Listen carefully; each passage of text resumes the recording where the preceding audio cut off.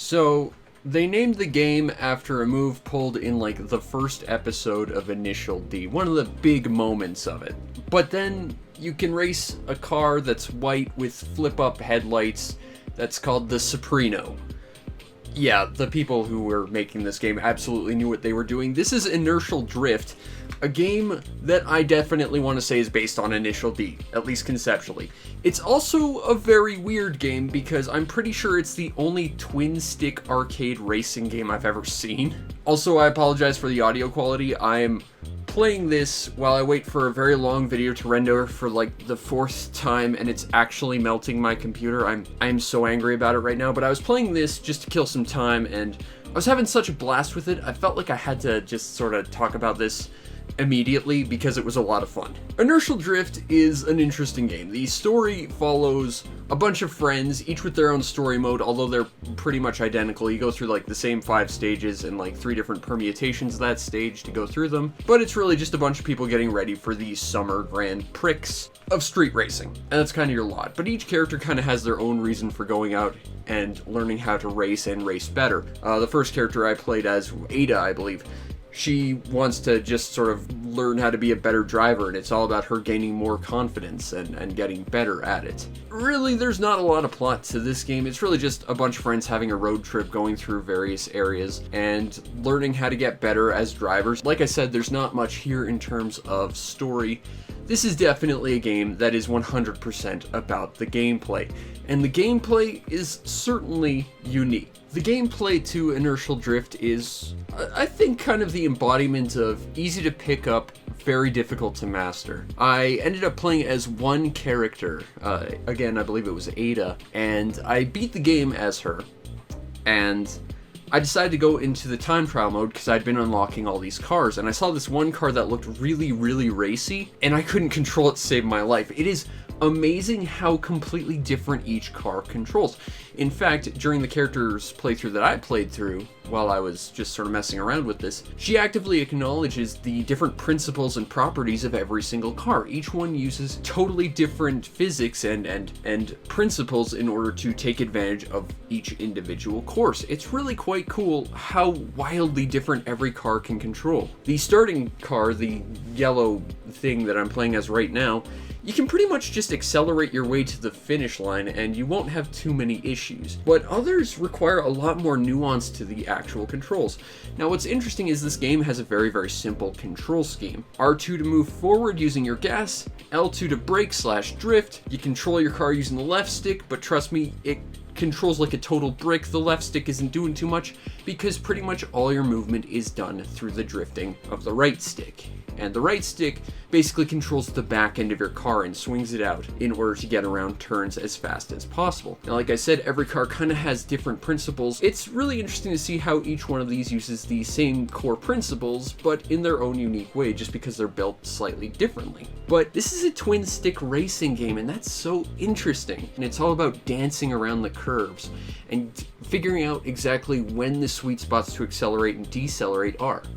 And to be fair, that's basically every racing game ever, but the way this game handles using 2 sticks is just so special and interesting, and I mean, I'm excited. I'm stopping playing this while I'm rendering a video in my spare time just because I'm so excited about talking about this game. This game was so cool. I definitely think this is a very unique driving style, and I can't say I've seen any other game drive like this. The only real complaint I have is when I started, I felt like the right stick was sort of inverted, like it swings out, at least to me, the opposite way that you think it does. And even while I was playing, sometimes I kind of got messed up on that. But even so, after a very short period of time, you pick up on that really, really quickly. And there is a ton of different ways to play. You've got practice laps, time trials, dueling enemies, which basically is a head-to-head race, but there's a points counter that basically effectively acts as a mercy rule.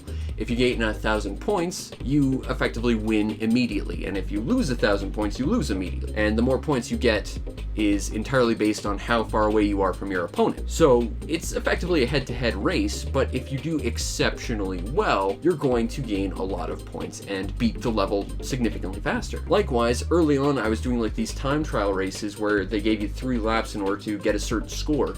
And I obliterated that score very early on, and they just let me go with 1 lap. It's interesting to see that this game will just say, okay, you've proven yourself, you're clearly awesome, just move on to the next area.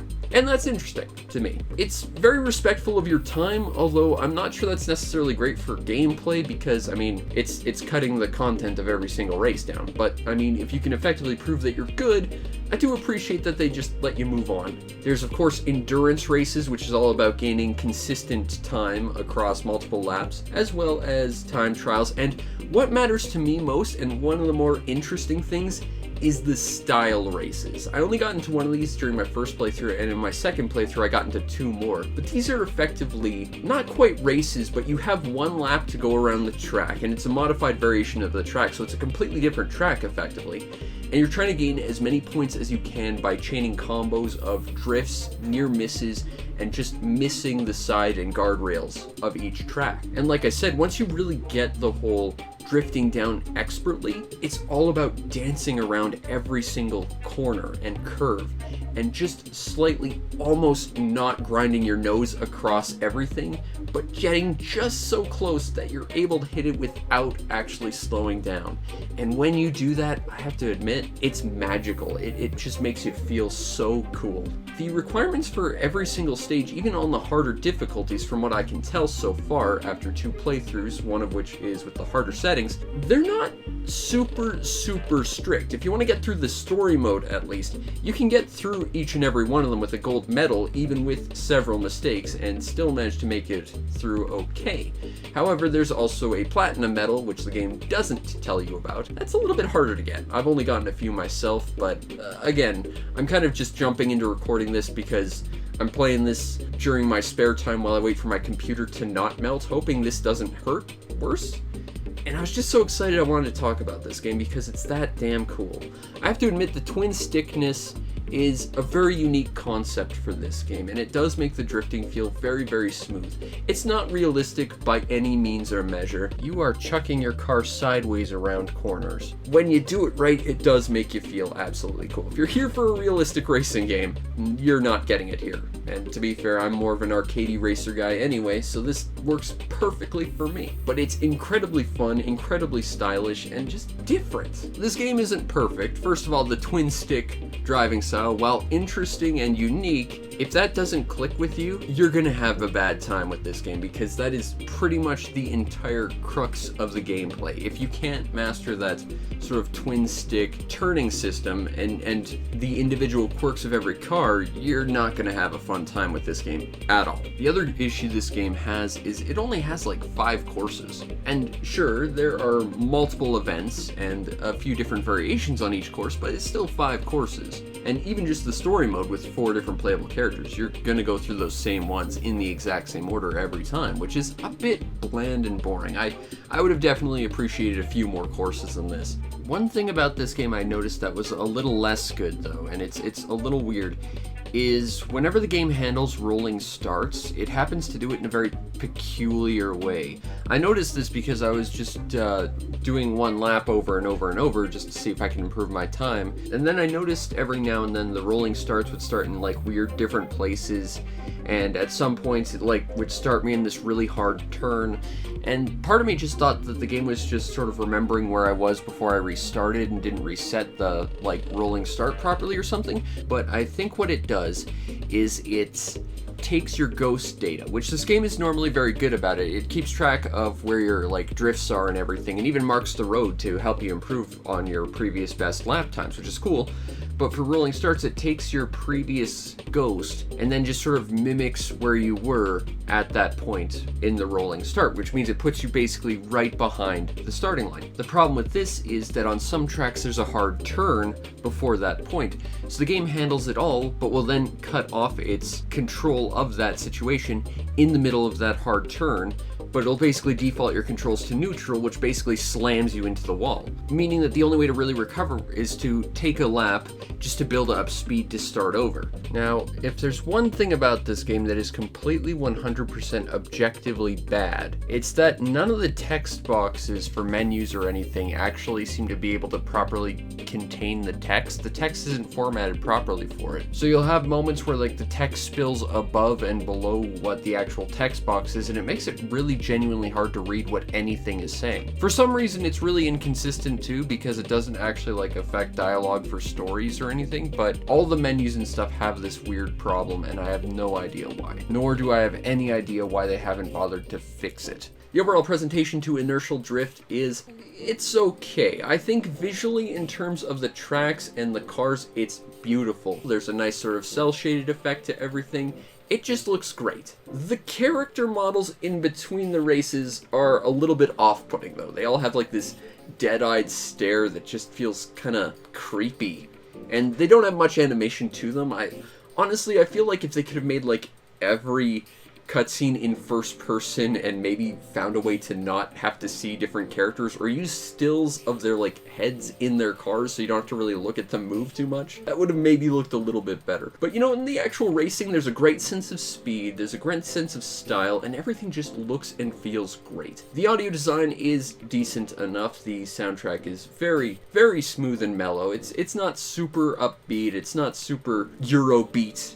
And trust me, if this game had Eurobeat, it would be even more amazing. But, you know, it's again, nice and lo-fi and kind of chill. The whole game feels very, very relaxing and low stress. And I think it manages to excel at this tone. It's very, very good in creating a consistent tone and just making you feel good and just racing. And that's fantastic. Now, if you want a copy of Inertial Drift, one of the most interesting racing games I've played this year, and one of the most just chill and relaxing, but also very, very fun and fast ones, it is going for, on PlayStation right now, about $27. And I'm not gonna lie, that's a bit steep. I think I bought this at about half off, and for $15, $13, definitely worth it. $25, that's a bit harder to justify, but I'm the kind of guy who kind of hard limits my indie game costs to maybe $20. But this game is a hell of a lot of fun. If you like Initial D, this is an interesting sort of Initial D style game. And to be fair,